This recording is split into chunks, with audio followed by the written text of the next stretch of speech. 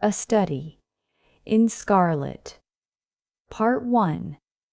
Being a reprint from the reminiscences of John H. Watson, M.D., late of the Army Medical Department.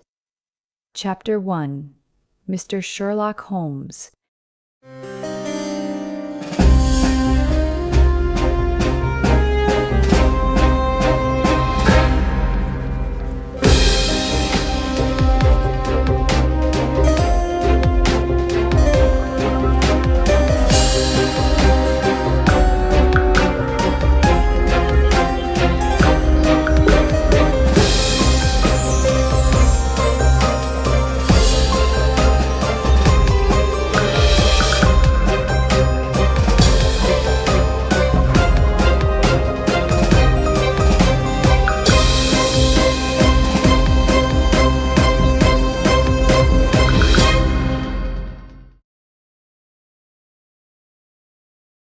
In the year 1878, I took my degree of Doctor of Medicine of the University of London and proceeded to Netley to go through the course prescribed for surgeons in the Army.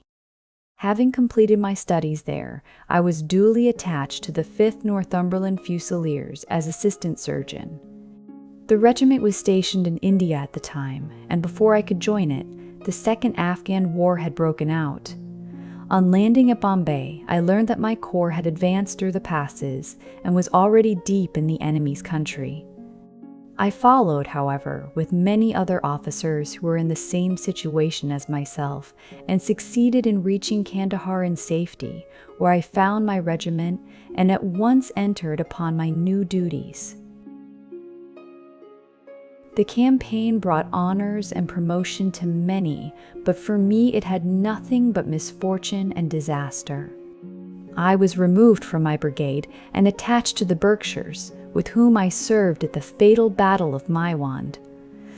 There I was struck on the shoulder by a Jezail bullet, which shattered the bone and grazed the subclavian artery. I should have fallen into the hands of the murderous Ghazis had it not been for the devotion and courage shown by Murray, my orderly, who threw me across a pack horse and succeeded in bringing me safely to the British lines. Worn with pain and weak from the prolonged hardships which I had undergone, I was removed, with a great train of wounded sufferers, to the base hospital at Peshawar. Here I rallied, and had already improved so far as to be able to walk about the wards, and even to bask a little upon the veranda, when I was struck down by enteric fever, that curse of our Indian possessions. For months my life was despaired of, and when at last I came to myself and became convalescent, I was so weak and emaciated that a medical board determined that not a day should be lost in sending me back to England. I was dispatched accordingly in the troopship Orontes and landed a month later on Portsmouth Jetty, with my health irretrievably ruined, but with permission from a paternal government to spend the next 9 months in attempting to improve it. I had neither kith nor kin in England, and was therefore as free as air, or as free as an income of 11 shillings and 6 pence a day will permit a man to be. Under such circumstances, I naturally gravitated to London, that great cesspool into which all the loungers and idlers of the empire are irresistibly drained. There I stayed for some time at a private hotel in the Strand, leading a comfortless, meaningless existence, and spending such money as I had, considerably more freely than I ought. So alarming did the state of my finances become that I soon realized that I must either leave the metropolis and rusticate somewhere in the country, or that I must make a complete alteration in my style of living. Choosing the latter alternative, I began by making up my mind to leave the hotel and to take up my quarters in some less pretentious and less expensive domicile. On the very day that I had come to this conclusion, I was standing at the Criterion bar when someone tapped me on the shoulder, and turning round, I recognized young Stamford, who had been a dresser under me at Bart's. The sight of a friendly face in the great wilderness of London is a pleasant thing indeed to a lonely man, In old days, Stamford had never been a particular crony of mine, but now I hailed him with enthusiasm, and he, in his turn, appeared to be delighted to see me. In the exuberance of my joy, I asked him to lunch with me at the Holborn, and we started off together in a hansom. "Whatever have you been doing with yourself, Watson?" he asked in undisguised wonder, as we rattled through the crowded London streets. "You are as thin as a lath and as brown as a nut." I gave him a short sketch of my adventures, and had hardly concluded it by the time that we reached our destination. "Poor devil," he said commiseratingly after he had listened to my misfortunes. "What are you up to now?" "Looking for lodgings," I answered. "Trying to solve the problem as to whether it is possible to get comfortable rooms at a reasonable price." "That's a strange thing," remarked my companion. "You are the second man today that has used that expression to me." "And who was the first?" I asked. "A fellow who is working at the chemical laboratory up at the hospital. He was bemoaning himself this morning because he could not get someone to go halves with him in some nice rooms which he had found, and which were too much for his purse." "By Jove!" I cried. "If he really wants someone to share the rooms and the expense, I am the very man for him. I should prefer having a partner to being alone." Young Stamford looked rather strangely at me over his wine-glass. "You don't know Sherlock Holmes yet," he said. "Perhaps you would not care for him as a constant companion. Why, what is there against him?" "Oh, I didn't say there was anything against him. He is a little queer in his ideas, an enthusiast in some branches of science. As far as I know, he is a decent fellow enough." "A medical student, I suppose?" said I. "No. I have no idea what he intends to go in for. I believe he is well up in anatomy, and he is a first-class chemist, but as far as I know, he has never taken out any systematic medical classes. His studies are very desultory and eccentric, but he has amassed a lot of out-of-the-way knowledge which would astonish his professors." "Did you never ask him what he was going in for?" I asked. "No, he is not a man that it is easy to draw out, though he can be communicative enough when the fancy seizes him." "I should like to meet him," I said. "If I am to lodge with anyone, I should prefer a man of studious and quiet habits. I am not strong enough yet to stand much noise or excitement. I had enough of both in Afghanistan to last me for the remainder of my natural existence." "How could I meet this friend of yours?" "He is sure to be at the laboratory," returned my companion. "He either avoids the place for weeks, or else he works there from morning to night. If you like, we shall drive round together after luncheon." "Certainly," I answered, and the conversation drifted away into other channels. As we made our way to the hospital after leaving the Holborn, Stamford gave me a few more particulars about the gentleman whom I proposed to take as a fellow lodger. "You mustn't blame me if you don't get on with him," he said. "I know nothing more of him than I have learned from meeting him occasionally in the laboratory." "You proposed this arrangement, so you must not hold me responsible." "If we don't get on, it will be easy to part company," I answered. "It seems to me, Stamford," I added, looking hard at my companion, "that you have some reason for washing your hands of the matter. Is this fellow's temper so formidable, or what is it?" "Don't be mealy-mouthed about it. It is not easy to express the inexpressible," he answered with a laugh. "Holmes is a little too scientific for my tastes. It approaches to cold-bloodedness. I could imagine his giving a friend a little pinch of the latest vegetable alkaloid, not out of malevolence, you understand, but simply out of a spirit of inquiry, in order to have an accurate idea of the effects. To do him justice, I think that he would take it himself with the same readiness. He appears to have a passion for definite and exact knowledge." "Very right, too." "Yes, but it may be pushed to excess. When it comes to beating the subjects in the dissecting rooms with a stick, it is certainly taking rather a bizarre shape. Beating the subjects. Yes, to verify how far bruises may be produced after death. I saw him at it with my own eyes. And yet you say he is not a medical student? No, heaven knows what the objects of his studies are. But here we are, and you must form your own impressions about him. As he spoke, we turned down a narrow lane and passed through a small side door which opened into a wing of the great hospital.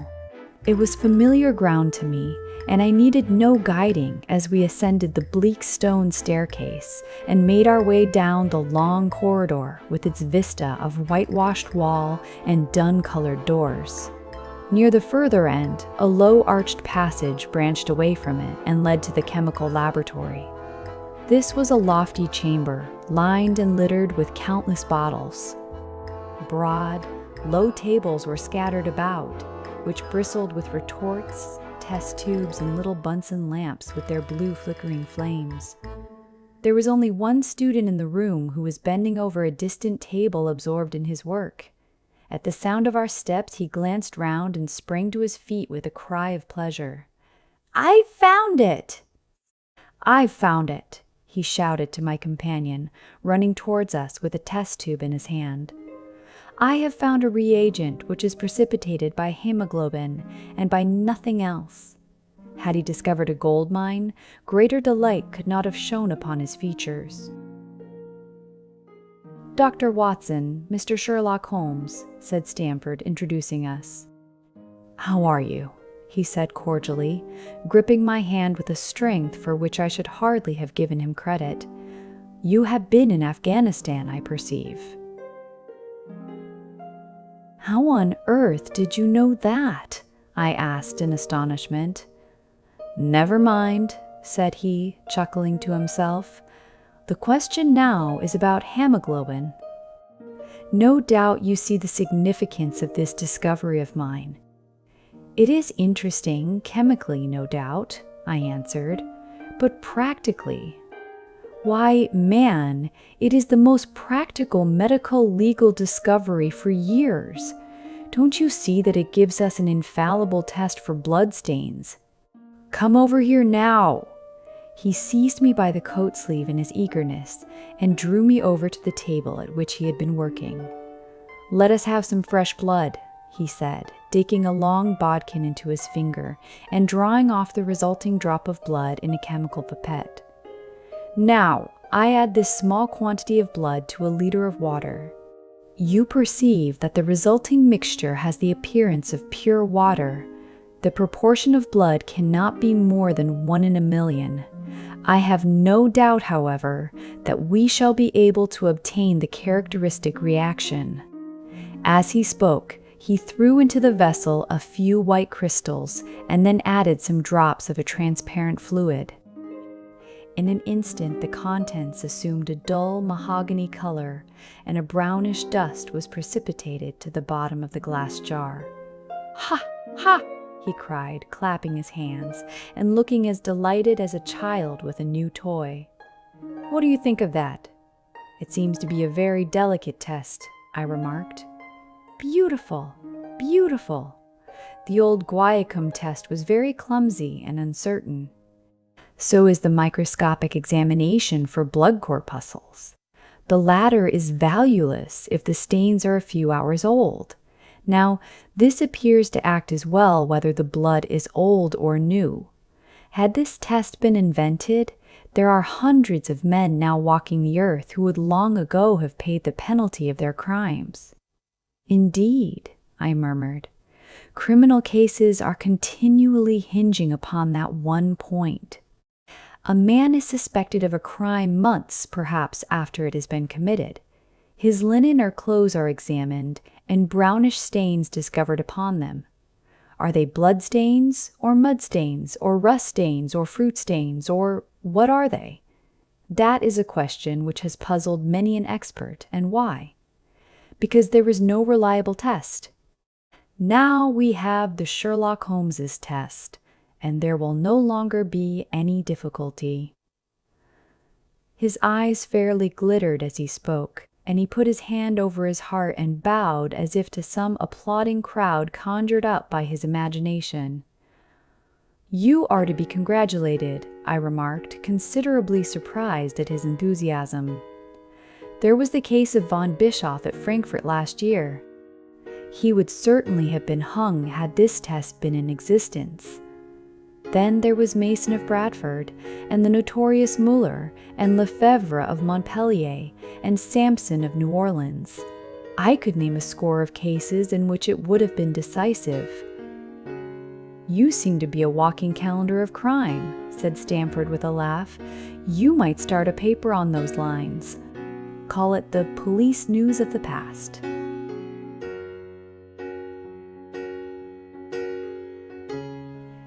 "Very interesting reading it might be made, too," remarked Sherlock Holmes, sticking a small piece of plaster over the prick on his finger. "I have to be careful," he continued, turning to me with a smile, "for I dabble with poisons a good deal." He held out his hand as he spoke, and I noticed that it was all mottled over with similar pieces of plaster and discolored with strong acids. "We came here on business," said Stamford, sitting down on a high three-legged stool and pushing another one in my direction with his foot. "My friend here wants to take diggings, and as you were complaining that you could get no one to go halves with you, I thought that I had better bring you together." Sherlock Holmes seemed delighted at the idea of sharing his rooms with me. "I have my eye on a suite in Baker Street," he said, "which would suit us down to the ground. You don't mind the smell of strong tobacco, I hope?" "I always smoke ships myself," I answered. "That's good enough. I generally have chemicals about and occasionally do experiments. Would that annoy you?" "By no means." "Let me see. What are my other shortcomings? I get in the dumps at times, and don't open my mouth for days on end. You must not think I am sulky when I do that. Just let me alone, and I'll soon be right. What have you to confess now?" "It's just as well for two fellows to know the worst of one another before they begin to live together." I laughed at this cross-examination. "I keep a bullpup," I said, "and I object to Rose because my nerves are shaken, and I get up at all sorts of ungodly hours, and I am extremely lazy. I have another set of vices when I'm well, but those are the principal ones at present." "Do you include violin playing in your category of Rose?" he asked anxiously. "It depends on the player," I answered. "A well-played violin is a treat for the gods. A badly played one—" "Oh, that's all right," he cried with a merry laugh. "I think we may consider the thing as settled. That is, if the rooms are agreeable to you. When shall we see them?" "Call for me here at noon tomorrow, and we'll go together and settle everything," he answered. "All right, noon exactly," said I, shaking his hand. We left him working among his chemicals, and we walked together towards my hotel. "By the way," I asked suddenly, stopping and turning upon Stamford, "how the deuce did he know that I had come from Afghanistan?" My companion smiled an enigmatical smile. "That's just his little peculiarity," he said. "A good many people have wanted to know how he finds things out." "Oh, a mystery is it?" I cried, rubbing my hands. "This is very piquant. I am much obliged to you for bringing us together. The proper study of mankind is man, you know." "You must study him, then," Stamford said as he bade me good-bye. "You'll find him a knotty problem, though. I'll wager he learns more about you than you about him. Good-bye." "Good-bye," I answered, and strolled on to my hotel, considerably interested in my new acquaintance.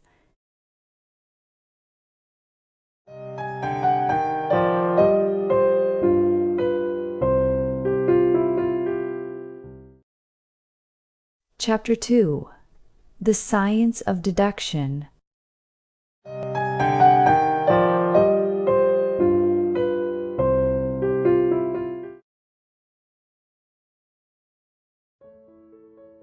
We met next day as he had arranged, and inspected the rooms at number 221B, Baker Street, of which he had spoken at our meeting. They consisted of a couple of comfortable bedrooms and a single large airy sitting room, cheerfully furnished and illuminated by 2 broad windows. So desirable in every way were the apartments, and so moderate did the terms seem when divided between us, that the bargain was concluded upon the spot, and we at once entered into possession. That very evening I moved my things round from the hotel, and on the following morning Sherlock Holmes followed me with several boxes and portmanteaus. For a day or two we were busily employed in unpacking and laying out our property to the best advantage. That done, we gradually began to settle down and to accommodate ourselves to our new surroundings. Holmes was certainly not a difficult man to live with. He was quiet in his ways, and his habits were regular. It was rare for him to be up after 10 at night, and he had invariably breakfasted and gone out before I rose in the morning. Sometimes he spent his day at the chemical laboratory, sometimes in the dissecting rooms, and occasionally in long walks, which appeared to take him into the lowest portions of the city.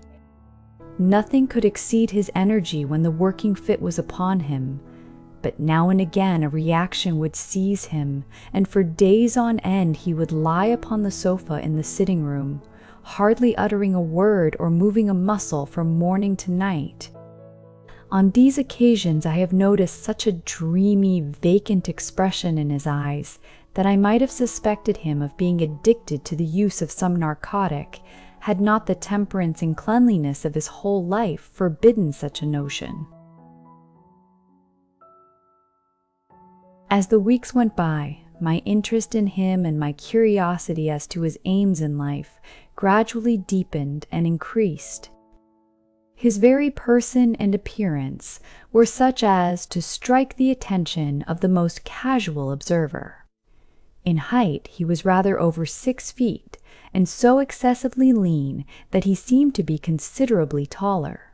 His eyes were sharp and piercing, save during those intervals of torpor to which I have alluded, and his thin, hawk-like nose gave his whole expression an air of alertness and decision. His chin, too, had the prominence and squareness which mark the man of determination. His hands were invariably blotted with ink and stained with chemicals, yet he was possessed of extraordinary delicacy of touch, as I frequently had occasion to observe when I watched him manipulating his fragile philosophical instruments. The reader may set me down as a hopeless busybody when I confess how much this man stimulated my curiosity, and how often I endeavored to break through the reticence which he showed on all that concerned himself. Before pronouncing judgment, however, be it remembered how objectless was my life, and how little there was to engage my attention.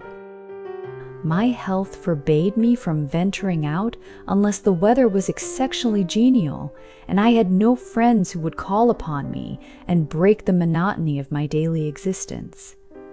Under these circumstances, I eagerly hailed the little mystery which hung around my companion, and spent much of my time in endeavoring to unravel it. He was not studying medicine. He had himself, in reply to a question, confirmed Stamford's opinion upon that point. Neither did he appear to have pursued any course of reading which might fit him for a degree in science or any other recognized portal which would give him an entrance into the learned world. Yet his zeal for certain studies was remarkable, and within eccentric limits his knowledge was so extraordinarily ample and minute that his observations have fairly astounded me. Surely no man would work so hard or attain such precise information unless he had some definite end in view. Desultory readers are seldom remarkable for the exactness of their learning. No man burdens his mind with small matters unless he has some very good reason for doing so. His ignorance was as remarkable as his knowledge. Of contemporary literature, philosophy, and politics he appeared to know next to nothing. Upon my quoting Thomas Carlyle, he inquired in the naivest way who he might be and what he had done. My surprise reached a climax, however, when I found incidentally that he was ignorant of the Copernican theory and of the composition of the solar system. That any civilized human being in this 19th century should not be aware that the Earth traveled round the sun appeared to be to me such an extraordinary fact that I could hardly realize it. "You appear to be astonished," he said, smiling at my expression of surprise. "Now that I do know it, I shall do my best to forget it." "To forget it? You see," he explained, "I consider that a man's brain originally is like a little empty attic, and you have to stock it with such furniture as you choose. A fool takes in all the lumber of every sort that he comes across, so that the knowledge which might be useful to him gets crowded out, or at best is jumbled up with a lot of other things, so that he has a difficulty in laying his hands upon it. Now, the skillful workman is very careful indeed as to what he takes into his brain attic. He will have nothing but the tools which may help him in doing his work, but of these he has a large assortment, and all in the most perfect order. It is a mistake to think that that little room has elastic walls and can distend to any extent. Depend upon it, there comes a time when for every addition of knowledge you forget something that you knew before. It is of the highest importance, therefore, not to have useless facts elbowing out the useful ones." "But the solar system," I protested. "What the deuce is it to me?" he interrupted impatiently. "You say that we go round the sun. If we went round the moon, it would not make a pennyworth of difference to me or to my work." I was on the point of asking him what that work might be, but something in his manner showed me that the question would be an unwelcome one. I pondered over our short conversation, however, and endeavored to draw my deductions from it. He said that he would acquire no knowledge which did not bear upon his object. Therefore, all the knowledge which he possessed was such as would be useful to him. I enumerated in my own mind all the various points upon which he had shown me that he was exceptionally well informed. I even took a pencil and jotted them down. I could not help smiling at the document when I had completed it. It ran in this way: Sherlock Holmes, his limits: 1. Knowledge of literature, nil. 2. Philosophy, nil. 3. Astronomy, nil. 4. Politics, feeble. 5. Botany, variable. Well up in belladonna, opium, and poisons generally. Knows nothing of practical gardening. 6. Geology, practical but limited. Tells at a glance different soils from each other. After walks has shown me splashes upon his trousers, and told me by their color and consistence in what part of London he had received them. 7. Chemistry, profound. 8. Anatomy, accurate, but unsystematic. 9. Sensational literature, immense. He appears to know every detail of every horror perpetrated in the century. 10. Plays the violin well. 11. Is an expert single-stick player, boxer, and swordsman. 12. Has a good practical knowledge of British law. When I had got so far in my list, I threw it into the fire in despair.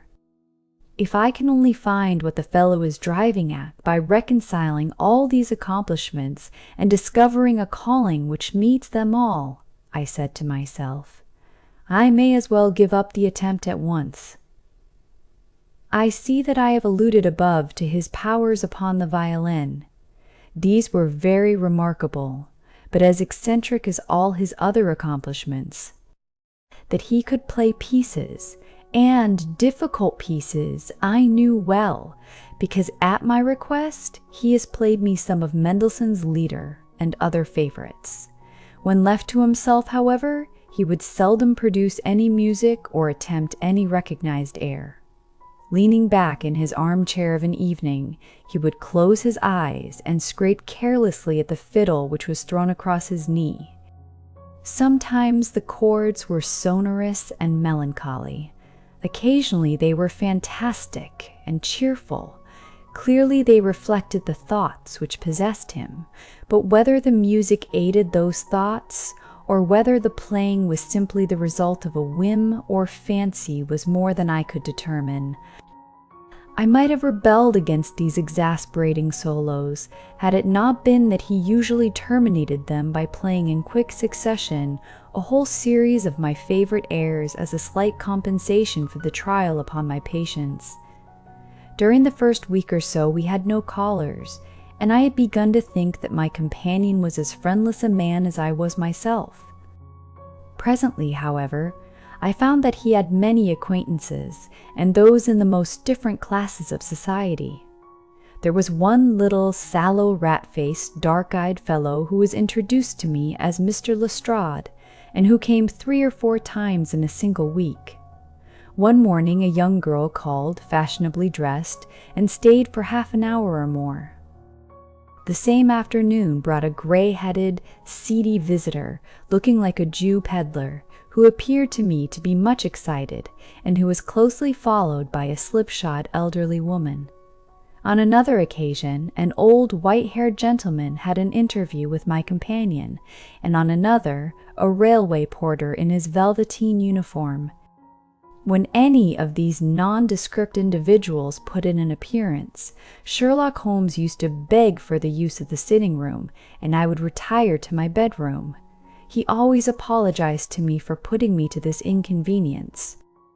"I have to use this room as a place of business," he said, "and these people are my clients." Again, I had an opportunity of asking him a point-blank question, and again my delicacy prevented me from forcing another man to confide in me.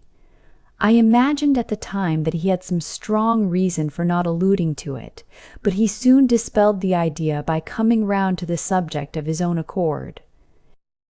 It was upon the 4th of March, as I have good reason to remember, that I rose somewhat earlier than usual, and found that Sherlock Holmes had not yet finished his breakfast. The landlady had become so accustomed to my late habits that my place had not been laid nor my coffee prepared. With the unreasonable petulance of mankind, I rang the bell and gave a curt intimation that I was ready. Then I picked up a magazine from the table and attempted to while away the time with it, while my companion munched silently at his toast. One of the articles had a pencil mark at the heading, and I naturally began to run my eye through it. Its somewhat ambitious title was "The Book of Life," and it attempted to show how much an observant man might learn by an accurate and systematic examination of all that came in his way. It struck me as being a remarkable mixture of shrewdness and of absurdity. The reasoning was close and intense, but the deductions appeared to me to be far-fetched and exaggerated. The writer claimed by a momentary expression, a twitch of a muscle, or a glance of an eye, to fathom a man's inmost thoughts. Deceit, according to him, was an impossibility in the case of one trained to observation and analysis. His conclusions were as infallible as so many propositions of Euclid. So startling would his results appear to the uninitiated that until they learned the processes by which he had arrived at them, they might well consider him as a necromancer. "From a drop of water," said the writer, "a logician could infer the possibility of an Atlantic or a Niagara without having seen or heard of one or the other. So all life is a great chain, the nature of which is known whenever we are shown a single link of it. Like all other arts, the science of deduction and analysis is one which can only be acquired by long and patient study. Nor is life long enough to allow any mortal to attain the highest possible perfection in it. Before turning to those moral and mental aspects of the matter which present the greatest difficulties, Let the inquirer begin by mastering more elementary problems. Let him, on meeting a fellow mortal, learn at a glance to distinguish the history of the man and the trade or profession to which he belongs. Puerile as such an exercise may seem, it sharpens the faculties of observation and teaches one where to look and what to look for. By a man's fingernails, by his coat sleeve, by his boot, by his trouser knees, by the callosities of his forefinger and thumb, by his expression, by his shirt cuffs. By each of these things a man's calling is plainly revealed. That all united should fail to enlighten the competent inquirer in any case is almost inconceivable. "What ineffable twaddle!" I cried, slapping the magazine down on the table. "I never read such rubbish in my life." "What is it?" asked Sherlock Holmes. "Why, this article," I said, pointing at it with my egg spoon as I sat down to my breakfast.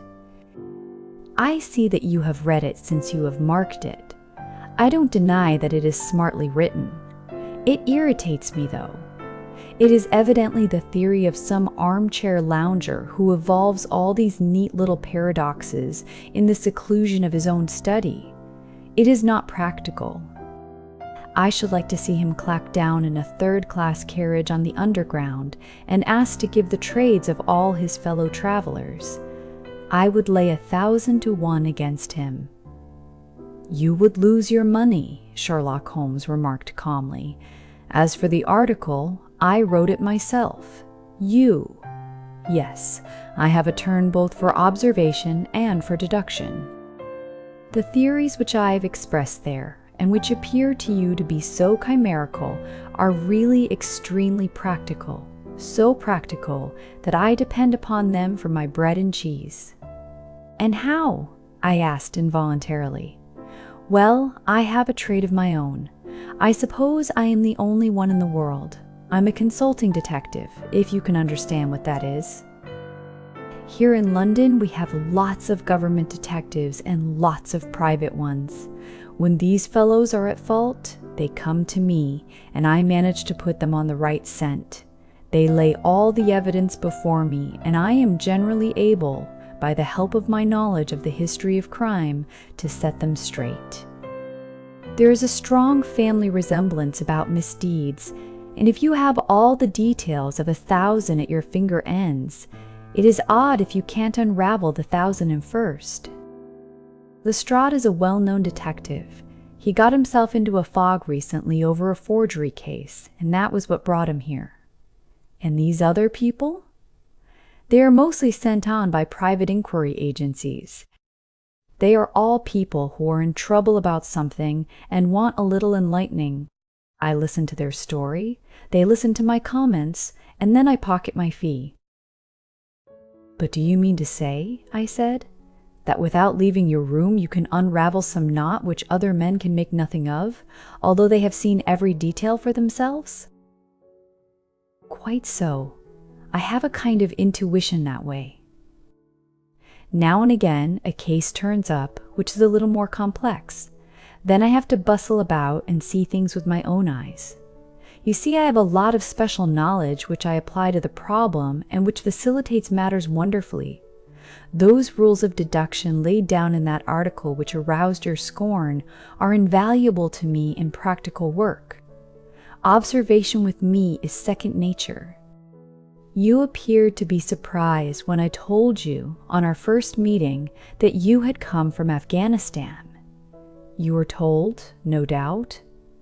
"Nothing of the sort. I knew you came from Afghanistan." From long habit, the train of thoughts ran so swiftly through my mind that I arrived at the conclusion without being conscious of intermediate steps. There were such steps, however. The train of reasoning ran, "Here is a gentleman of a medical type, but with the air of a military man. Clearly an army doctor, then. He has just come from the tropics, for his face is dark, and that is not the natural tint of his skin, for his wrists are fair. He has undergone hardship and sickness, as his haggard face says clearly. His left arm has been injured. He holds it in a stiff and unnatural manner. Where in the tropics could an English army doctor have seen much hardship and got his arm wounded? Clearly in Afghanistan. The whole train of thought did not occupy a second. I then remarked that you came from Afghanistan and you were astonished. It is simple enough as you explain it, I said, smiling. You remind me of Edgar Allan Poe's Dupin. I had no idea that such individuals did exist outside of stories. Sherlock Holmes rose and lit his pipe. No doubt you think that you are complimenting me in comparing me to Dupin, he observed. Now, in my opinion, Dupin was a very inferior fellow. That trick of his of breaking in on his friend's thoughts with an apropos remark after a quarter of an hour's silence is really very showy and superficial. He had some analytical genius, no doubt, but he was by no means such a phenomenon as Poe appeared to imagine. Have you read Gaboriau's works? I asked. Does Lecoq come up to your idea of a detective? Sherlock Holmes sniffed sardonically. Lecoq was a miserable bungler, he said in an angry voice. He had only one thing to recommend him, and that was his energy. That book made me positively ill. The question was how to identify an unknown prisoner. I could have done it in 24 hours. Lecoq took 6 months or so. It might be made a textbook for detectives to teach them what to avoid. I felt rather indignant at having 2 characters whom I had admired treated in this cavalier style. I walked over to the window and stood looking out into the busy street. This fellow may be very clever, I said to myself, but he is certainly very conceited. There are no crimes and no criminals in these days, he said querulously. What is the use of having brains in our profession? I know well that I have it in me to make my name famous. No man lives or has ever lived who has brought the same amount of study and of natural talent to the detection of crime which I have done.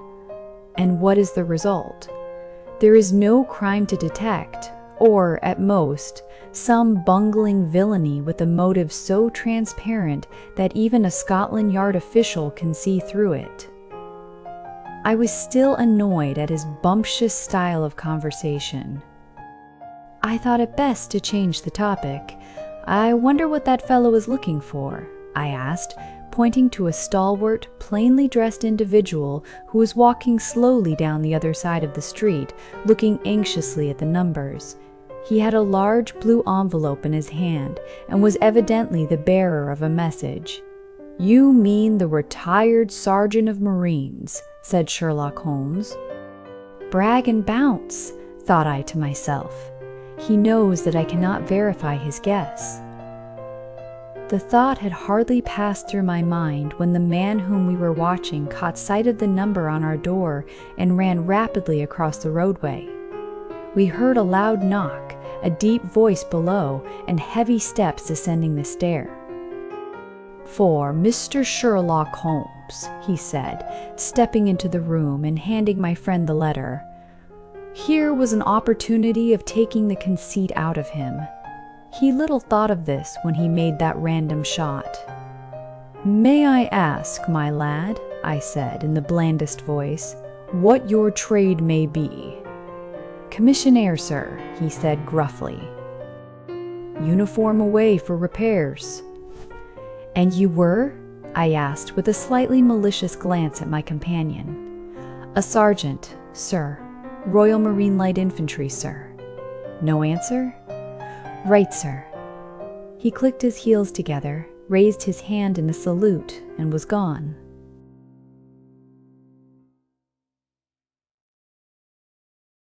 Chapter 3. The Lauriston Gardens Mystery.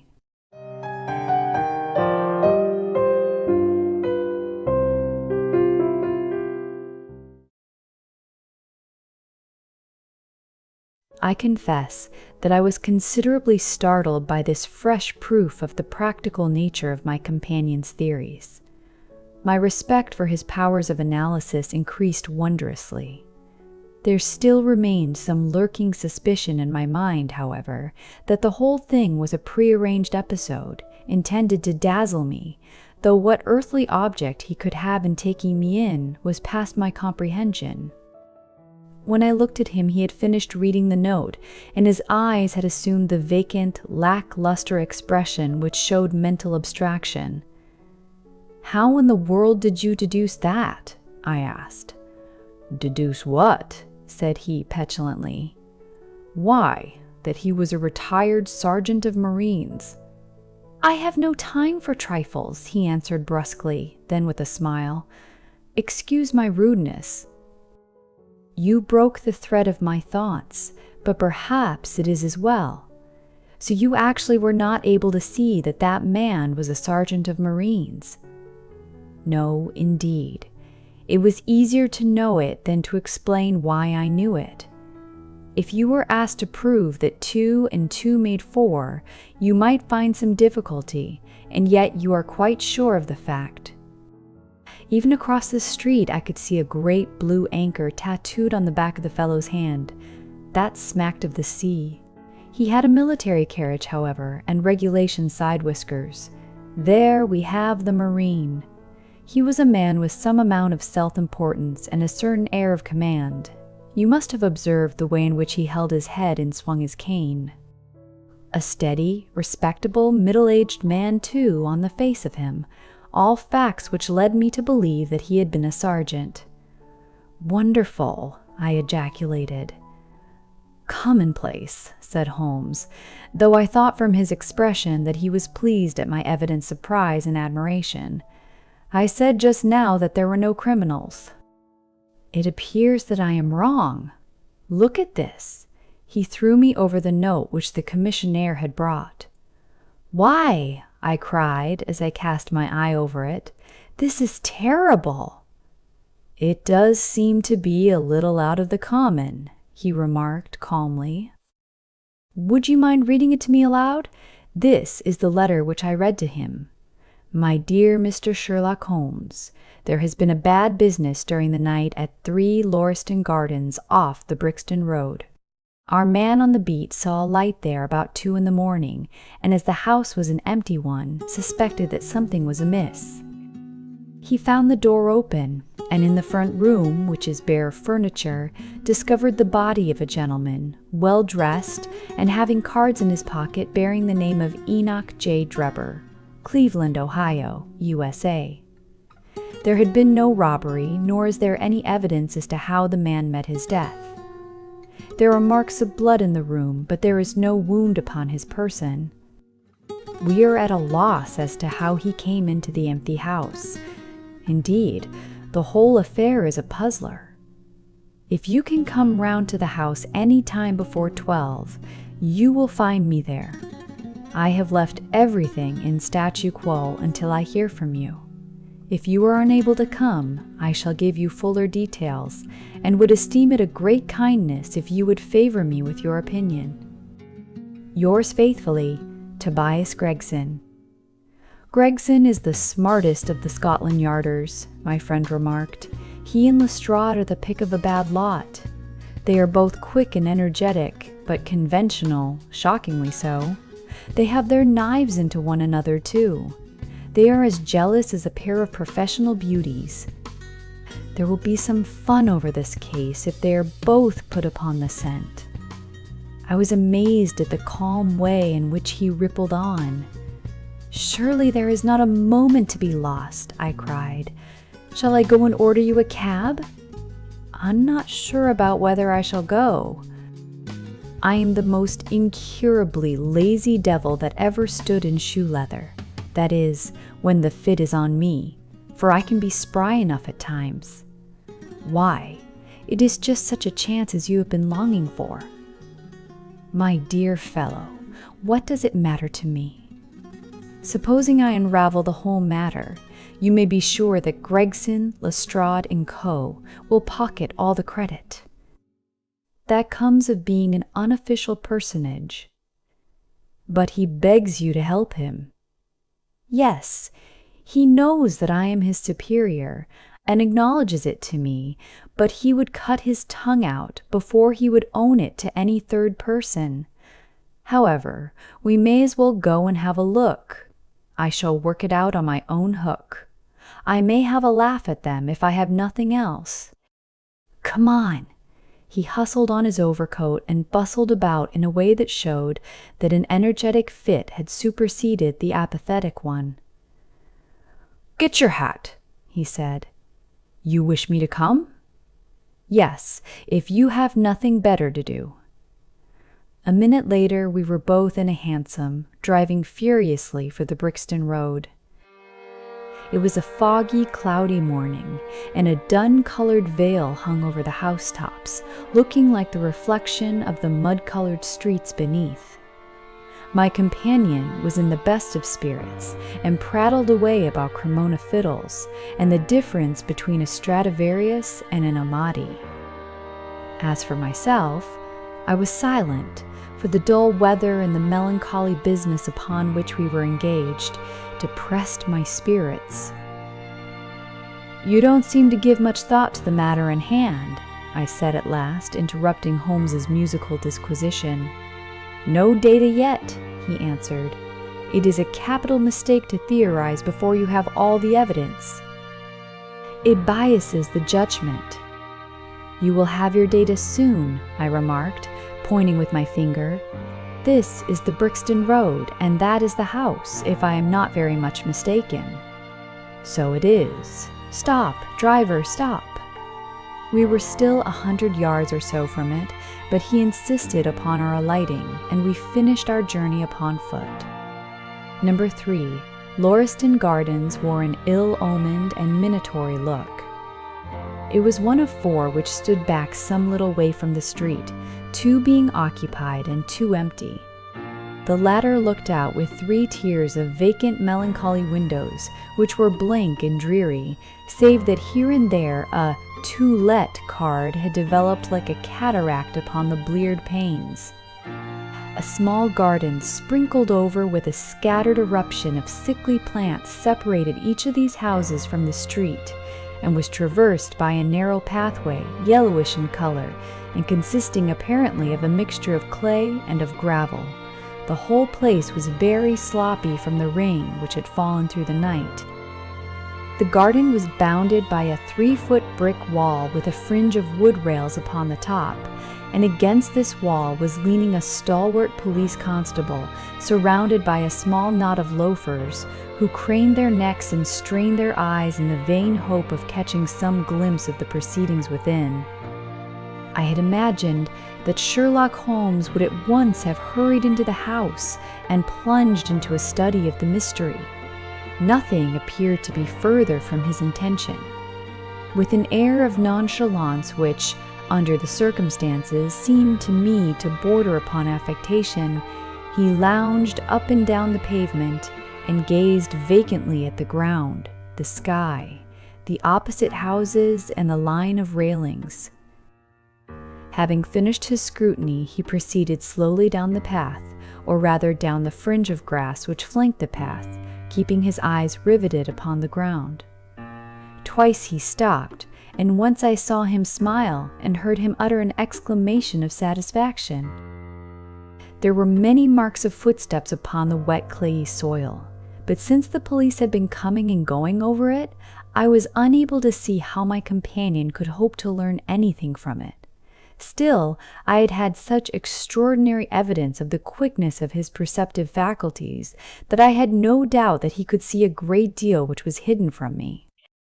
At the door of the house we were met by a tall, white-faced, flaxen-haired man with a notebook in his hand, who rushed forward and wrung my companion's hand with effusion. "It is indeed kind of you to come," he said. "I have had everything left untouched." "Except that," my friend answered, pointing at the pathway. "If a herd of buffaloes had passed along, there could not be a greater mess. No doubt, however, you had drawn your own conclusions, Gregson, before you permitted this." "I have had so much to do inside the house," the detective said evasively. "My colleague, Mr. Lestrade, is here. I had relied upon him to look after this." Holmes glanced at me and raised his eyebrows sardonically. "With two such men as yourself and Lestrade upon the ground, there will not be much for a third party to find out," he said. Gregson rubbed his hands in a self-satisfied way. "I think we have done all that can be done," he answered. "It's a queer case, though, and I knew your taste for such things." "You did not come here in a cab?" asked Sherlock Holmes. "No, sir." "Nor Lestrade?" "No, sir." "Then let us go and look at the room." With which inconsequent remark he strode on into the house, followed by Gregson, whose features expressed his astonishment. A short passage, bare-planked and dusty, led to the kitchen and offices. 2 doors opened out of it to the left and to the right. One of these had obviously been closed for many weeks. The other belonged to the dining room, which was the apartment in which the mysterious affair had occurred. Holmes walked in, and I followed him with that subdued feeling at my heart which the presence of death inspires. It was a large, square room, looking all the larger from the absence of all furniture. A vulgar, flaring paper adorned the walls, but it was blotched in places with mildew, and here and there great strips had become detached and hung down, exposing the yellow plaster beneath. Opposite the door was a showy fireplace, surmounted by a mantelpiece of imitation white marble. On one corner of this was stuck the stump of a red wax candle. The solitary window was so dirty that the light was hazy and uncertain, giving a dull gray tinge to everything, which was intensified by the thick layer of dust which coated the whole apartment. All these details I observed afterwards. At present my attention was centered upon the single grim, motionless figure which lay stretched upon the boards, with vacant, sightless eyes staring up at the discolored ceiling. It was that of a man about 43 or 44 years of age, middle-sized, broad-shouldered, with crisp curling black hair and a short stubbly beard. He was dressed in a heavy broadcloth frock coat and waistcoat, with light-colored trousers, an immaculate collar and cuffs. A top hat, well brushed and trim, was placed upon the floor beside him. His hands were clenched and his arms thrown abroad, while his lower limbs were interlocked as though his death struggle had been a grievous one. On his rigid face there stood an expression of horror, and as it seemed to me, of hatred, such as I have never seen upon human features. This malignant and terrible contortion, combined with the low forehead, blunt nose, and prognathous jaw, gave the dead man a singularly simious and ape-like appearance, which was increased by his writhing, unnatural posture. I have seen death in many forms, but never has it appeared to me in a more fearsome aspect than in that dark, grimy apartment, which looked out upon one of the main arteries of suburban London. Lestrade, lean and ferret-like as ever, was standing by the doorway and greeted my companion and myself. "This case will make a stir, sir," he remarked. "It beats anything I have seen, and I am no chicken." "There is no clue?" said Gregson. "None at all," chimed in Lestrade. Sherlock Holmes approached the body and, kneeling down, examined it intently. "You are sure that there is no wound?" he asked, pointing to numerous gouts and splashes of blood which lay all round. "Positive," cried both detectives. "Then, of course, this blood belongs to a second individual, presumably the murderer, if murder has been committed. It reminds me of the circumstances attendant on the death of Van Jansen in Utrecht in the year 34. Do you remember the case, Gregson?" "No, sir." "Read it up. You really should. There is nothing new under the sun." "It has all been done before." As he spoke, his nimble fingers were flying here, there, and everywhere, feeling, pressing, unbuttoning, examining, while his eyes wore the same faraway expression which I have already remarked upon. So swiftly was the examination made that one would hardly have guessed the minuteness with which it was conducted. Finally, he sniffed the dead man's lips and then glanced at the soles of his patent leather boots. "He has not been moved at all?" he asked. "No more than was necessary for the purposes of our examination." "You can take him to the mortuary now," he said. "There is nothing more to be learned." Gregson had a stretcher and 4 men at hand. At his call they entered the room, and the stranger was lifted and carried out. As they raised him, a ring tinkled down and rolled across the floor. Lestrade grabbed it up and stared at it with mystified eyes. "There's been a woman here," he cried. "It's a woman's wedding ring." He held it out as he spoke upon the palm of his hand. We all gathered round him and gazed at it. There could be no doubt that that circlet of plain gold had once adorned the finger of a bride. "This complicates matters," said Gregson. "Heaven knows they were complicated enough before." "You're sure it doesn't simplify them?" observed Holmes. "There's nothing to be learned by staring at it." "What did you find in his pockets?" "We have it all here," said Gregson, pointing to a litter of objects upon one of the bottom steps of the stairs. "A gold watch, No. 1 I 763 by Barrade of London, gold Albert chain, very heavy and solid, gold ring with Masonic device, gold pin bowl, dog's head with rubies as eyes, Russian leather card case with cards of Enoch J. Drebber of Cleveland, corresponding with the EJD upon the linen. No purse, but loose money to the extent of £7.13. Pocket edition of Boccaccio's Decameron, with name of Joseph Stangerson upon the flyleaf. 2 letters, one addressed to E.J. Drebber and one to Joseph Stangerson. At what address? American Exchange, Strand, to be left till called for. They are both from the Guion Steamship Company, and refer to the sailing of their boats from Liverpool. It is clear that this unfortunate man was about to return to New York. Have you made any inquiries as to this man, Stangerson? I did it at once, sir, said Gregson. I have had advertisements sent to all the newspapers, and one of my men has gone to the American Exchange, but he has not returned yet. Have you sent to Cleveland? We telegraphed this morning. How did you word your inquiries? We simply detailed the circumstances and said that we should be glad of any information which could help us. You did not ask for particulars on any point which appeared to you to be crucial. I asked about Stangerson. Nothing else. Is there no circumstance on which this whole case appears to hinge? Will you not telegraph again? I have said all I have to say, said Gregson in an offended voice. Sherlock Holmes chuckled to himself and appeared to be about to make some remark, when Lestrade, who had been in the front room while we were holding this conversation in the hall, reappeared upon the scene, rubbing his hands in a pompous and self-satisfied manner. Mr.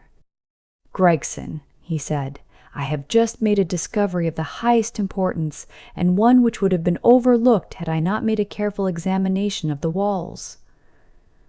The little man's eyes sparkled as he spoke, and he was evidently in a state of suppressed exultation at having scored a point against his colleague. Come here, he said, bustling back into the room, the atmosphere of which felt clearer since the removal of its ghastly inmate. Now, stand there. He struck a match on his boot and held it up against the wall. Look at that, he said triumphantly. I have remarked that the paper had fallen away in parts. In this particular corner of the room, a large piece had peeled off, leaving a yellow square of coarse plastering. Across this bare space there was scrawled in blood-red letters a single word, Rach. What do you think of that? Cried the detective, with the air of a showman exhibiting his show. This was overlooked because it was in the darkest corner of the room, and no one thought of looking there. The murderer has written it with his or her own blood. See this smear where it has trickled down the wall? That disposes of the idea of suicide anyhow. Why was that corner chosen to write it on? I will tell you. See that candle on the mantelpiece? It was lit at the time, and if it was lit, this corner would be the brightest instead of the darkest portion of the wall. And what does it mean now that you have found it? Asked Gregson in a depreciatory voice. Mean?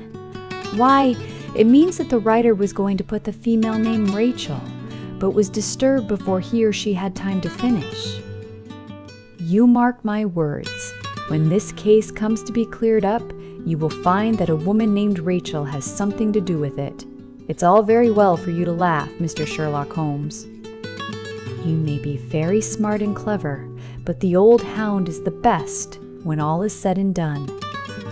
I really beg your pardon, said my companion, who had ruffled the little man's temper by bursting into an explosion of laughter. You certainly have the credit of being the first of us to find this out, and, as you say, it bears every mark of having been written by the other participant in last night's mystery. I have not had time to examine this room yet, but with your permission, I shall do so now. As he spoke, he whipped a tape measure and a large round magnifying glass from his pocket. With these two implements, he trotted noiselessly about the room, sometimes stopping, occasionally kneeling, and once lying flat upon his face. So engrossed was he with his occupation that he appeared to have forgotten our presence, for he chattered away to himself under his breath the whole time, keeping up a running fire of exclamations, groans, whistles, and little cries suggestive of encouragement and of hope. As I watched him, I was irresistibly reminded of a pure-blooded, well-trained foxhound as it dashes backwards and forwards through the covert, whining in its eagerness until it comes across the lost scent. For 20 minutes or more, he continued his researches, measuring with the most exact care the distance between marks which were entirely invisible to me, and occasionally applying his tape to the walls in an equally incomprehensible manner. In one place he gathered up very carefully a little pile of gray dust from the floor and packed it away in an envelope. Finally, he examined with his glass the word upon the wall, going over every letter of it with the most minute exactness. This done, he appeared to be satisfied, for he replaced his tape and his glass in his pocket. They say that genius is an infinite capacity for taking pains, he remarked with a smile. It's a very bad definition, but it does apply to detective work. Gregson and Lestrade had watched the maneuvers of their amateur companion with considerable curiosity and some contempt. They evidently failed to appreciate the fact, which I had begun to realize, that Sherlock Holmes's smallest actions were all directed towards some definite and practical end. "What do you think of it, sir?" they both asked. "It would be robbing you of the credit of the case if I was to presume to help you," remarked my friend. "You are doing so well now that it would be a pity for anyone to interfere." There was a world of sarcasm in his voice as he spoke. "If you will let me know how your investigations go," he continued, "I shall be happy to give you any help I can. In the meantime, I should like to speak to the constable who found the body. Can you give me his name and address?" Lestrade glanced at his notebook. "John Rance," he said. "He is off duty now. You will find him at 46 Audley Court, Kennington Park Gate." Holmes took a note of the address. "Come along, Doctor," he said. "We shall go and look him up." "I'll tell you one thing which may help you in the case," he continued, turning to the two detectives. "There has been murder done, and the murderer was a man. He was more than 6 feet high, was in the prime of life, had small feet for his height, wore coarse, square-toed boots, and smoked a Trichinopoly cigar. He came here with his victim in a 4-wheeled cab, which was drawn by a horse with 3 old shoes and 1 new one on his off foreleg. In all probability, the murderer had a florid face, and the fingernails of his right hand were remarkably long. These are only a few indications, but they may assist you. Lestrade and Gregson glanced at each other with an incredulous smile. "If this man was murdered, how was it done?" asked the former.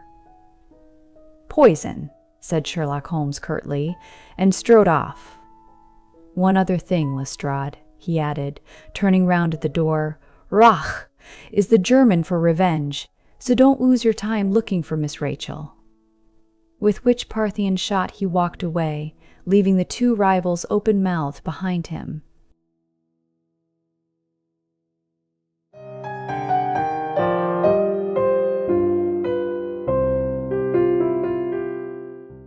Chapter 4. What John Rance Had to Tell.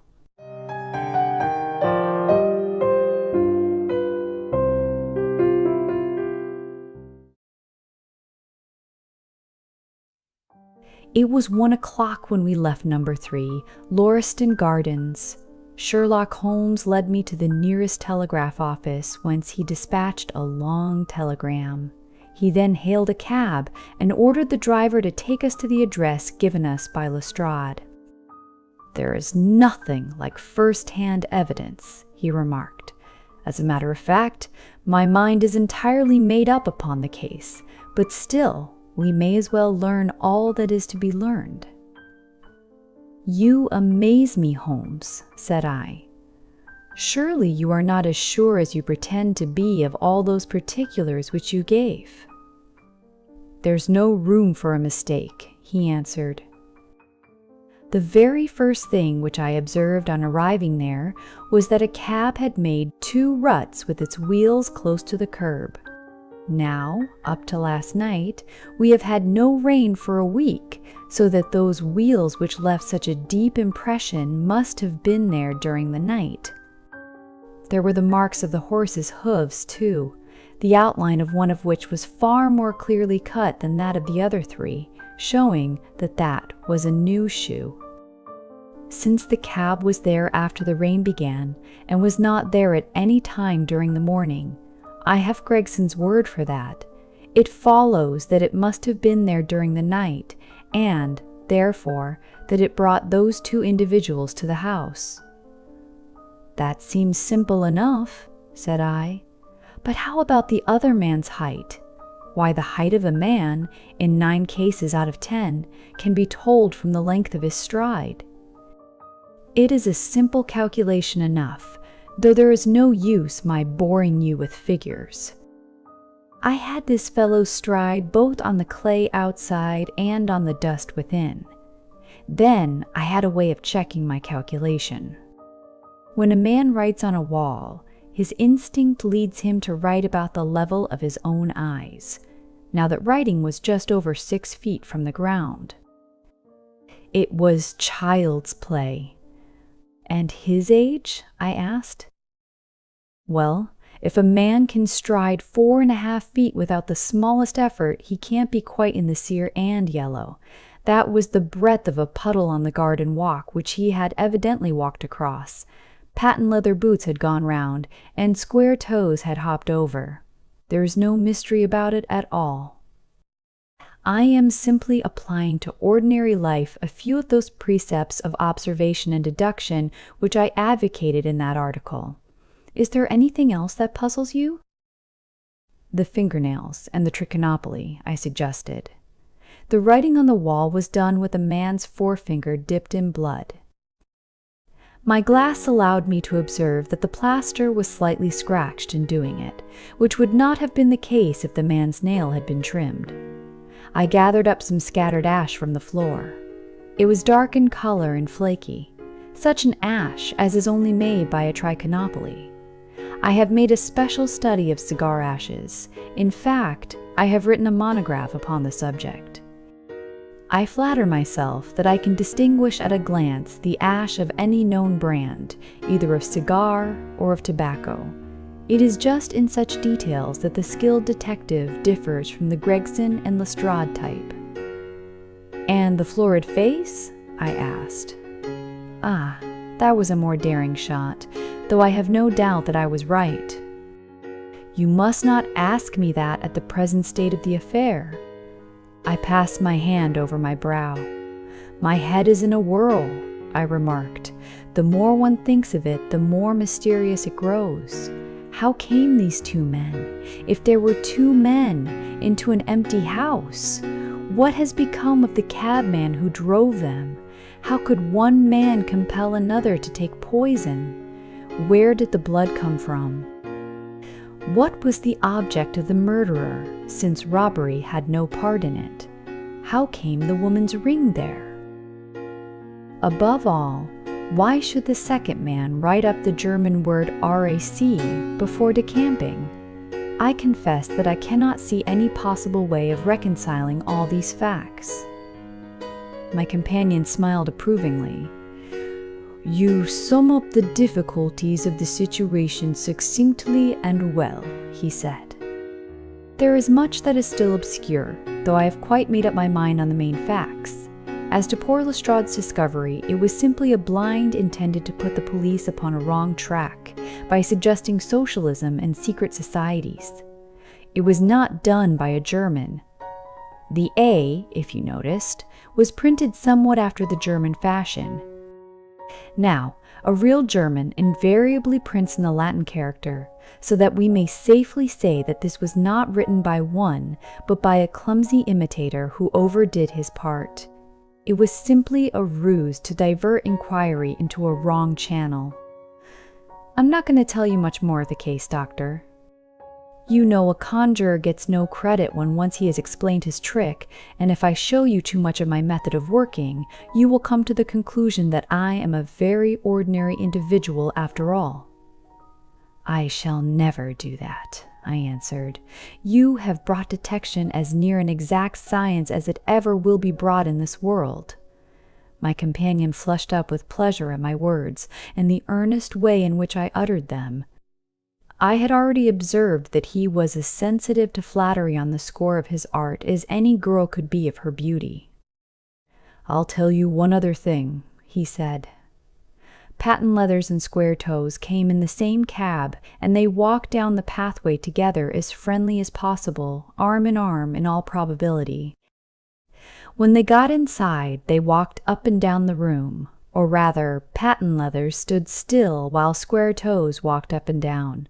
I could read all that in the dust, and I could read that as he walked, he grew more and more excited. That is shown by the increased length of his strides. He was talking all the while, and working himself up, no doubt, into a fury. Then the tragedy occurred. I've told you all I know myself now, for the rest is mere surmise and conjecture. We have a good working basis, however, on which to start. We must hurry up, for I want to go to Holly's concert to hear Norman Neruda this afternoon. This conversation had occurred while our cab had been threading its way through a long succession of dingy streets and dreary byways. In the dingiest and dreariest of them, our driver suddenly came to a stand.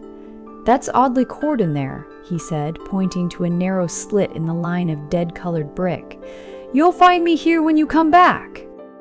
Audley Court was not an attractive locality. The narrow passage led us into a quadrangle paved with flags and lined by sordid dwellings. We picked our way among groups of dirty children and through lines of discolored linen until we came to number 46, the door of which was decorated with a small slip of brass on which the name Rance was engraved. On enquiry, we found that the constable was in bed, and we were shown into a little front parlor to await his coming. He appeared presently, looking a little irritable at being disturbed in his slumbers. "I made my report at the office," he said. Holmes took a half-sovereign from his pocket and played with it pensively. "We thought that we should like to hear it all from your own lips," he said.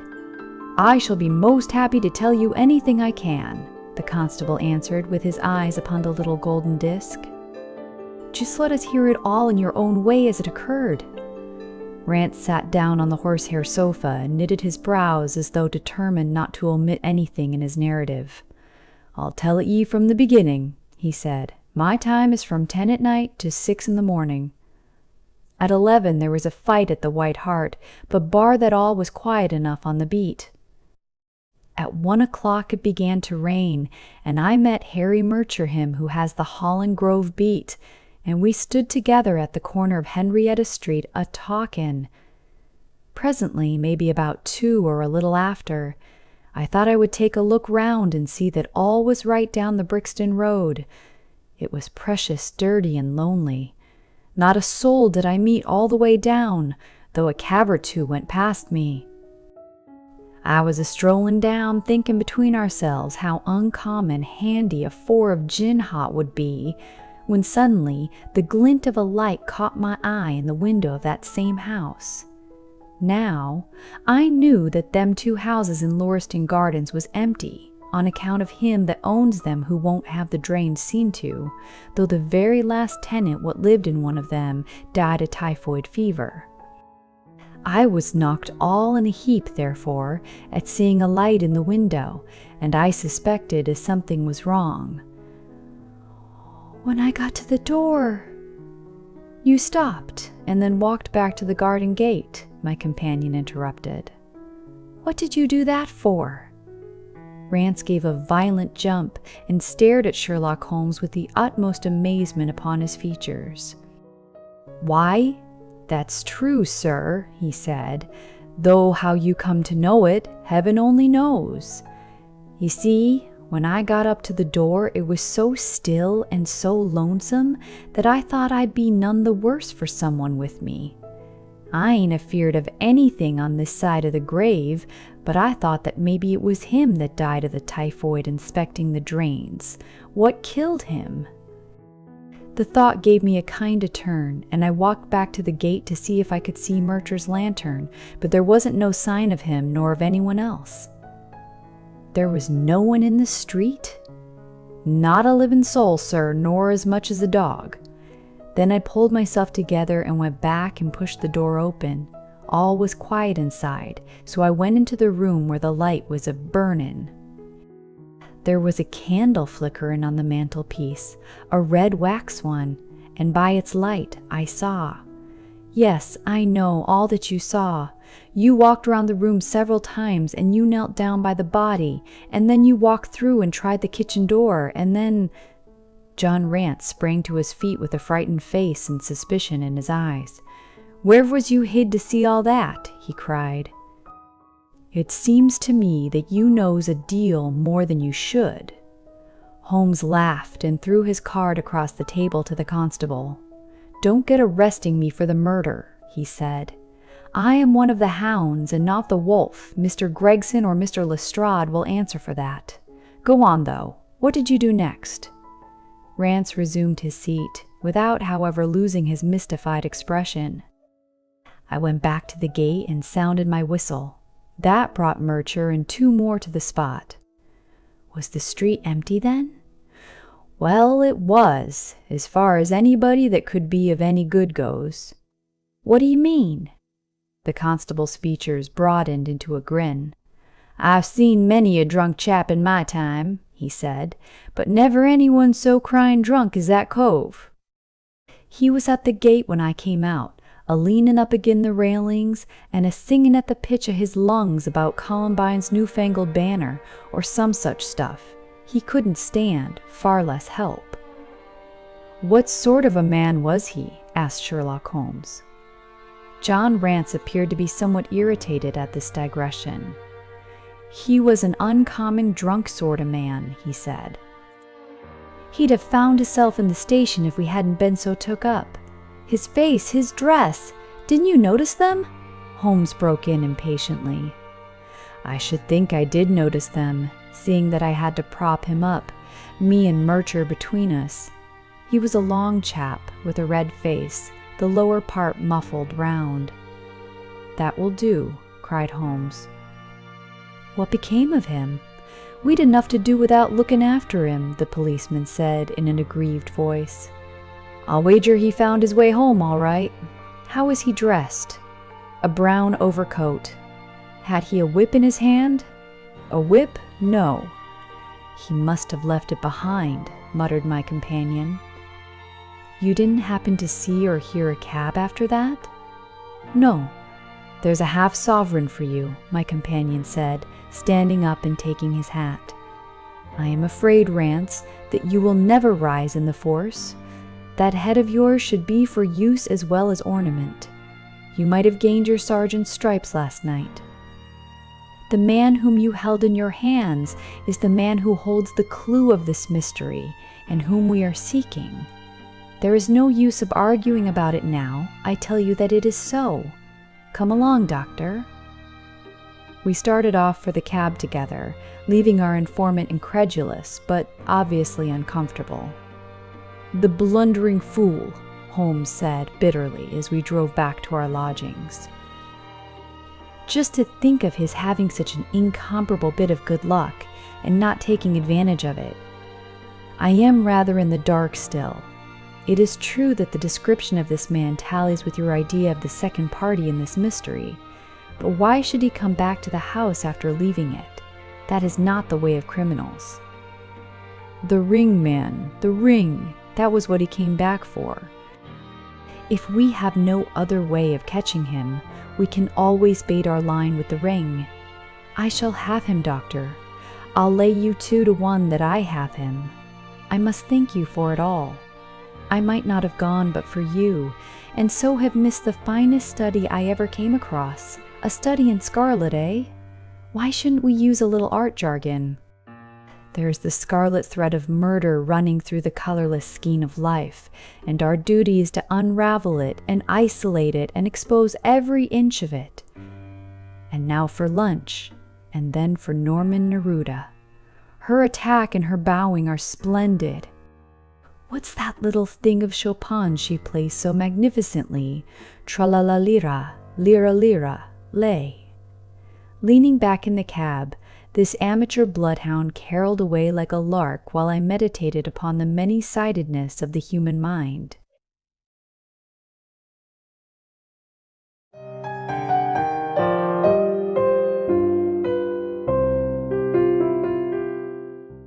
Chapter 5. Our advertisement brings a visitor.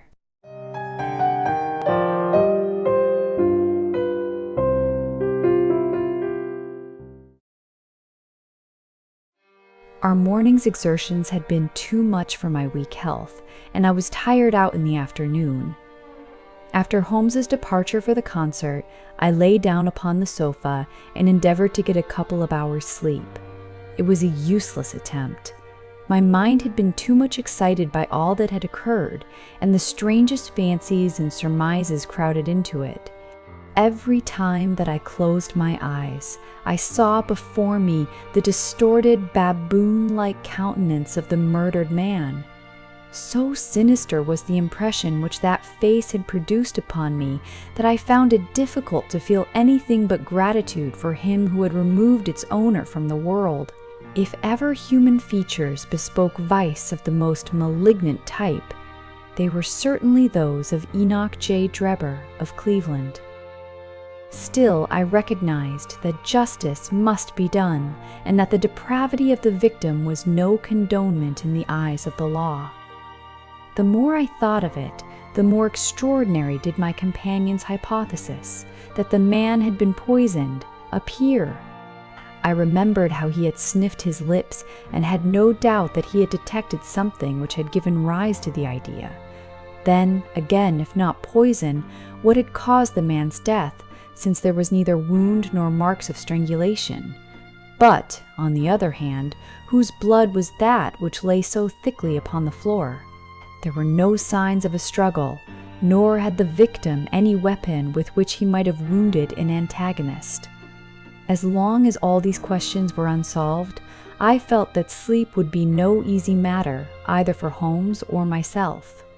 His quiet, self-confident manner convinced me that he had already formed a theory which explained all the facts, though what it was I could not for an instant conjecture.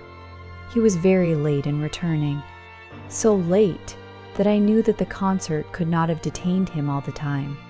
Dinner was on the table before he appeared. "It was magnificent," he said as he took his seat. "Do you remember what Darwin says about music? He claims that the power of producing and appreciating it existed among the human race long before the power of speech was arrived at. Perhaps that is why we are so subtly influenced by it. There are vague memories in our souls of those misty centuries when the world was in its childhood." "That's rather a broad idea," I remarked. "One's ideas must be as broad as nature if they are to interpret nature," he answered. "What's the matter? You're not looking quite yourself." "This Brixton Road affair has upset you." "To tell the truth, it has," I said. "I ought to be more case-hardened after my Afghan experiences. I saw my own comrades hacked to pieces at Maiwand without losing my nerve." "I can understand. There is a mystery about this which stimulates the imagination. Where there is no imagination, there is no horror. Have you seen the evening paper?" "No." "It gives a fairly good account of the affair. It does not mention the fact that when the man was raised up, a woman's wedding ring fell upon the floor." "It is just as well it does not." "Why?" "Look at this advertisement," he answered. "I had one sent to every paper this morning immediately after the affair." He threw the paper across to me, and I glanced at the place indicated. It was the first announcement in the found column. "In Brixton Road this morning," it ran, "a plain gold wedding ring found in the roadway between the White Hart's Tavern and Holland Grove. Apply Dr. Watson, 221B, Baker Street, between 8 and 9 this evening." "Excuse my using your name," he said. "If I use my own, some of these dunderheads would recognize it and want to meddle in the affair." "That is all right," I answered. "But supposing anyone applies, I have no ring." "Oh yes, you have," said he, handing me one. "This will do very well. It is almost a facsimile. And who do you expect will answer this advertisement? Why, the man in the brown coat, our florid friend with the square toes. If he does not come himself, he will send an accomplice. Would he not consider it as too dangerous? Not at all. If my view of the case is correct, and I have every reason to believe that it is, this man would rather risk anything than lose the ring." According to my notion, he dropped it while stooping over Drebber's body and did not miss it at the time. After leaving the house, he discovered his loss and hurried back, but found the police already in possession, owing to his own folly in leaving the candle burning. He had to pretend to be drunk in order to allay the suspicions which might have been aroused by his appearance at the gate. Now put yourself in that man's place. On thinking the matter over, it must have occurred to him that it was possible that he had lost the ring in the road after leaving the house. What would he do then? He would eagerly look out for the evening papers in the hope of seeing it among the articles found. His eye, of course, would light upon this. He would be overjoyed. Why should he fear a trap? There would be no reason in his eyes why the finding of the ring should be connected with the murder. He would come. He will come. You shall see him within an hour? And then? I asked. Oh, you can leave me to deal with him then. Have you any arms? I have my old service revolver and a few cartridges. You had better clean it and load it. He will be a desperate man, and though I shall take him unawares, it is as well to be ready for anything. I went to my bedroom and followed his advice. When I returned with the pistol, the table had been cleared, and Holmes was engaged in his favorite occupation of scraping upon his violin. "The plot thickens," he said as I entered. "I have just had an answer to my American telegram. My view of the case is the correct one." "And that is?" I asked eagerly. "My fiddle would be the better for new strings," he remarked. "Put your pistol in your pocket. When the fellow comes, speak to him in an ordinary way. Leave the rest to me. Don't frighten him by looking at him too hard." "It is 8 o'clock now," I said, glancing at my watch. "Yes, he will probably be here in a few minutes. Open the door slightly. That will do. Now put the key on the inside." "Thank you." This is a queer old book I picked up at a stall yesterday. De Jure Intelligentes is published in Latin at Liege, in the Lowlands, in 1642. Charles's head was still firm on his shoulders when this little brown-backed volume was struck off. Who is the printer? Philippe de Croix, whoever he may have been. On the flyleaf, in very faded ink, is written Ex Libris Guillaume White. I wonder who William White was. Some pragmatical 17th century lawyer, I suppose. His writing has a legal twist about it. Here comes our man, I think. As he spoke, there was a sharp ring at the bell. Sherlock Holmes rose softly and moved his chair in the direction of the door. We heard the servant pass along the hall, and the sharp click of the latch as she opened it. "Does Dr. Watson live here?" asked a clear but rather harsh voice. We could not hear the servant's reply, but the door closed, and someone began to ascend the stairs.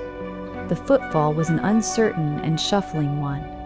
A look of surprise passed over the face of my companion as he listened to it.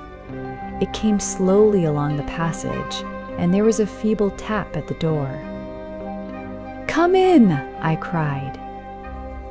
At my summons, instead of the man of violence whom we expected, a very old and wrinkled woman hobbled into the apartment. She appeared to be dazzled by the sudden blaze of light, and after dropping a curtsy, she stood blinking at us with her bleared eyes and fumbling in her pocket with nervous, shaky fingers.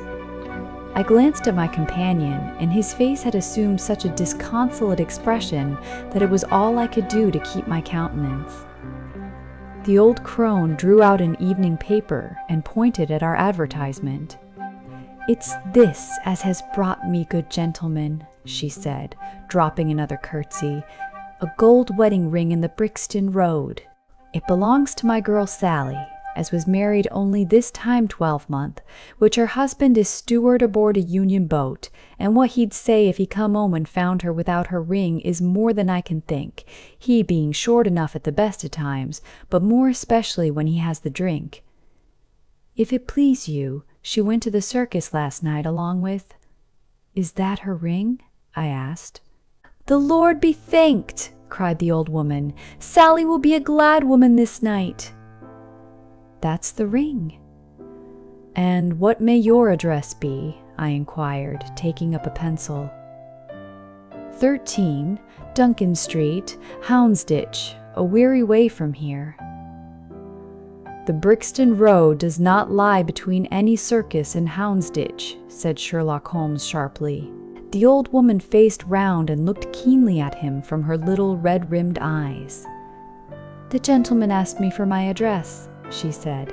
"Sally lives in lodgings at 3, Mayfield Place, Peckham." "And your name is?" "My name is Sawyer. Hers is Dennis, which Tom Dennis married her, and a smart, clean lad too, as long as he's at sea, and no steward in the company more thought of, but when on shore, what with the women and what with liquor shops—" "Here is your ring, Mrs. Sawyer," I interrupted, in obedience to a sign from my companion. "It clearly belongs to your daughter, and I am glad to be able to restore it to the rightful owner." With many mumbled blessings and protestations of gratitude, the old crone packed it away in her pocket and shuffled off down the stairs. Sherlock Holmes sprang to his feet the moment that she was gone and rushed into his room. He returned in a few seconds, enveloped in an ulster and a cravat. "I'll follow her," he said hurriedly. "She must be an accomplice and will lead me to him. Wait up for me." The hall door had hardly slammed behind our visitor before Holmes had descended the stair. Looking through the window, I could see her walking feebly along the other side, while her pursuer dogged her some little distance behind. Either his whole theory is incorrect, I thought to myself, or else he will be led now to the heart of the mystery. There was no need for him to ask me to wait up for him, for I felt that sleep was impossible until I heard the result of his adventure. It was close upon 9 when he set out. I had no idea how long he might be, but I sat stolidly puffing at my pipe and skipping over the pages of Henri Murger's Vie de Bohème. 10 o'clock passed, and I heard the footsteps of the maid as they pattered off to bed.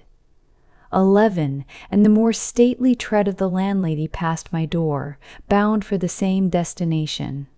It was close upon 12 before I heard the sharp sound of his latchkey. The instant he entered, I saw by his face that he had not been successful. Amusement and chagrin seemed to be struggling for the mastery, until the former suddenly carried the day, and he burst into a hearty laugh. "I wouldn't have the Scotland Yarders know it for the world," he cried, dropping into his chair. "I have chaffed them so much that they would never have let me hear the end of it. I can afford to laugh, because I know that I will be even with them in the long run." "What is it then?" I asked. "Oh, I don't mind telling a story against myself." That creature had gone a little way when she began to limp and show every sign of being footsore. Presently she came to a halt and hailed a four-wheeler which was passing. I managed to be close to her so as to hear the address, but I need not have been so anxious, for she sang it out loud enough to be heard at the other side of the street. "Drive to 13 Duncan Street, Houndsditch," she cried. This begins to look genuine, I thought, and having seen her safely inside, I perched myself behind. That's an art which every detective should be an expert at. Well, away we rattled, and never drew rein until we reached the street in question. I hopped off before we came to the door and strolled down the street in an easy, lounging way. I saw the cab pull up. The driver jumped down, and I saw him open the door and stand expectantly. Nothing came out, though.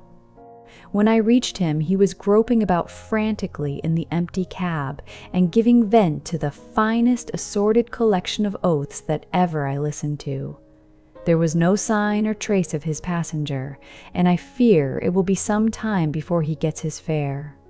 On inquiring at number 13, we found that the house belonged to a respectable paper-hanger named Keswick, and that no one of the name either of Sawyer or Dennis had ever been heard of there. "You don't mean to say," I cried in amazement, that tottering, feeble old woman was able to get out of the cab while it was in motion, without either you or the driver seeing her. "Old woman be damned," said Sherlock Holmes sharply. We were the old women to be so taken in. It must have been a young man, and an active one too, besides being an incomparable actor. The get-up was inimitable. He saw that he was followed, no doubt, and used this means of giving me the slip. It shows that the man we are after is not as lonely as I imagined he was, but has friends who are ready to risk something for him. Now, Doctor, you are looking done up. Take my advice and turn in." I was certainly feeling very weary, so I obeyed his injunction. I left Holmes seated in front of the smoldering fire, and long into the watches of the night I heard the low, melancholy wailings of his violin, and knew that he was still pondering over the strange problem which he had set himself to unravel.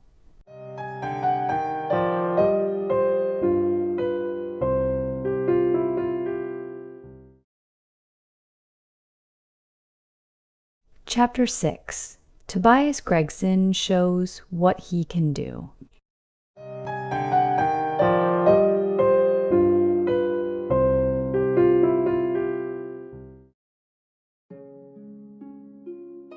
The papers next day were full of the Brixton mystery, as they termed it. Each had a long account of the affair, and some had leaders upon it in addition. There was some information in them which was new to me. I still retain in my scrapbook numerous clippings and extracts bearing upon the case.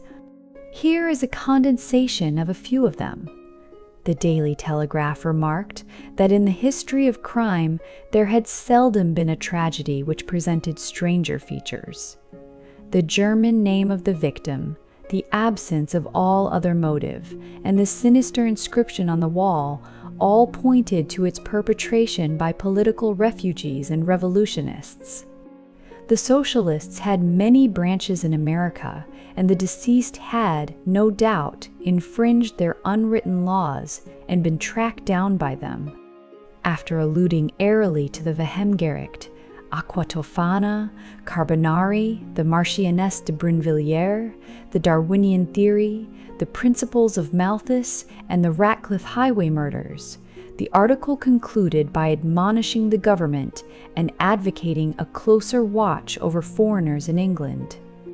The Standard commented upon the fact that lawless outrages of the sort usually occurred under a liberal administration. They arose from the unsettling of the minds of the masses and the consequent weakening of all authority. The deceased was an American gentleman who had been residing for some weeks in the metropolis. He had stayed at the boarding house of Madame Charpentier in Torquay Terrace, Camberwell. He was accompanied in his travels by his private secretary, Mr. Joseph Stangerson. The two bade adieu to their landlady upon Tuesday the 4th inst, and departed to Euston Station with the avowed intention of catching the Liverpool express.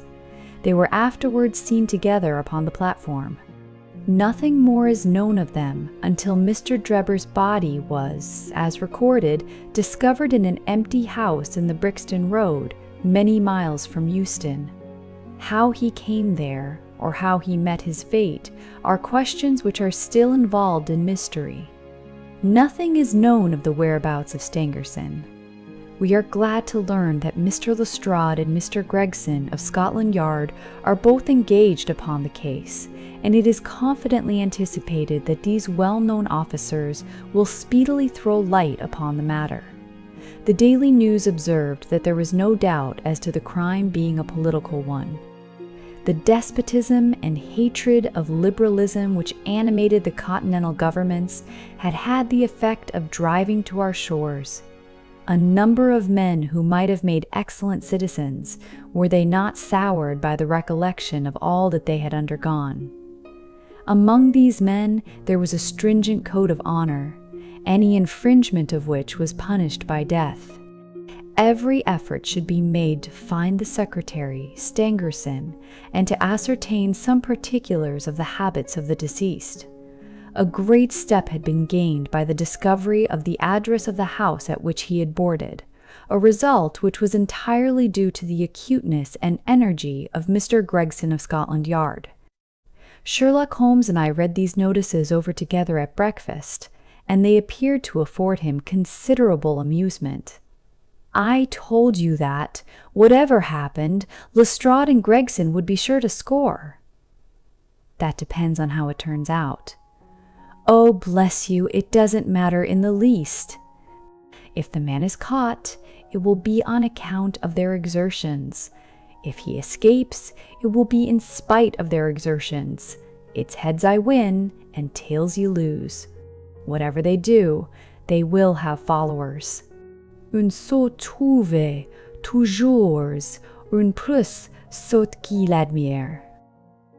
What on earth is this? I cried, for at this moment there came the pattering of many steps in the hall and on the stairs, accompanied by audible expressions of disgust upon the part of our landlady. It's the Baker Street division of the detective police force, said my companion gravely, and as he spoke there rushed into the room half a dozen of the dirtiest and most ragged street Arabs that ever I clapped eyes on.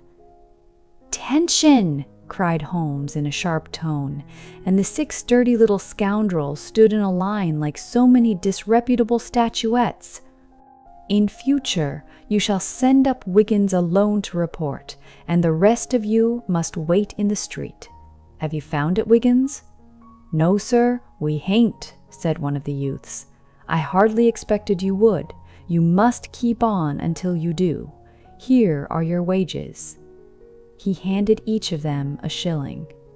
"Now off you go, and come back with a better report next time." He waved his hand, and they scampered away downstairs like so many rats.